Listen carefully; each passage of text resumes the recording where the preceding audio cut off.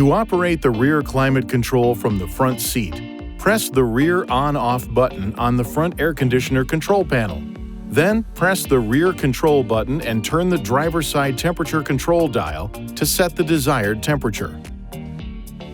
Press this button to lock the rear controls.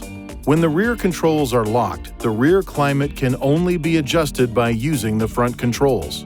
To turn off the rear heater and air conditioner from the front seat, press the rear on-off button on the front air conditioner control panel. To operate the rear heater and air conditioner from the second row seat, press Auto or the on-off button on the rear climate control panel. Press these buttons to increase or decrease fan speed. Press the up or down arrow to adjust temperature. Press these buttons to control the rear airflow mode. Press this button to turn the system off.